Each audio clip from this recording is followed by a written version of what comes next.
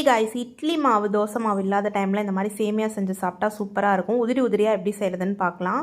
அதுக்கு ஒரு பேனில் வந்து ஆயில் ஊற்றி கடுகு, உளுந்தப்பருப்பு, கடலைப்பருப்பு, வரமிளகா போட்டு நல்லா வதக்கிக்கோங்க. டேஸ்ட்டுக்காக கொஞ்சம் முந்திரி பருப்பு ஆட் பண்ணிக்கோங்க. ஒரு பெரிய வெங்காயம் ஆட் பண்ணிக்கோங்க. உப்பு போட்டு நல்லா வதக்கிக்கோங்க. ஒரு தக்காளி ஆட் பண்ணிக்கோங்க. தக்காளி போட்டால் கொஞ்சம் டேஸ்ட் நல்லாயிருக்கும். கொஞ்சமாக மிளகாத்தூள், கொஞ்சமாக கரம் மசாலா கண்டிப்பாக போடாமல் விட்டுறாதீங்க. அதுதான் டேஸ்ட்டே. அதுக்கப்புறம் நான் இன்றைக்கி அணில் சேமியா எடுத்திருக்கேன். அதை எடுத்து 1.5 டம்ளர் தண்ணி ஊற்றி ஒரு பாக்கெட் அணில் சேமியா ஊற்றினேன். கொஞ்சம் தண்ணி மேலே பத்தாமல் இருக்க மாதிரி இருந்தால் லைட்டாக தெளித்து மட்டும் விற்றுக்கோங்க. ரொம்ப தண்ணி ஊற்றுனீங்கன்னா அப்புறம் குழஞ்சு போயிடும். இப்போ நல்லா இதை மிக்ஸ் பண்ணிக்கோங்க. இப்போ சூடாக இருக்கனால கொஞ்சம் கெட்டியாக இருக்க மாதிரி தான் இருக்கும். ஆறுனதுக்கப்புறம் நல்லா உதிரி உதிரியாக ஆயிரும். இறக்கும் போது தேங்காய் பூ போட்டு நல்லா மிக்ஸ் பண்ணிவிட்டு ஒரு 5 நிமிஷத்துக்கு அப்புறம் எடுத்து பார்த்தீங்கன்னா இந்த மாதிரி உதிரி உதிரியாக சேமியா சூப்பராக ரெடி ஆயிருக்கும்.